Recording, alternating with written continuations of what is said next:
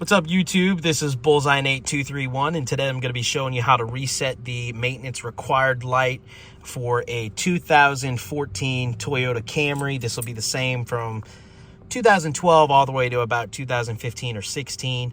So the first thing you want to do is change your oil because the maintenance required light indicates that your oil needs to be changed. Then you're going to put your key in the ignition. You're going to turn it to the on position, so don't actually start the vehicle. But as you can see, the odometer has begun to display. And what we're going to do now is flip the odometer to trip A. All right, so what we're going to do is we're going to hold in this odometer switch. Try to get this where you can see it. And you're going to turn the key off. Once the key goes to the off position, you're going to turn it back on to the on position. When it comes back on, you see how it's resetting.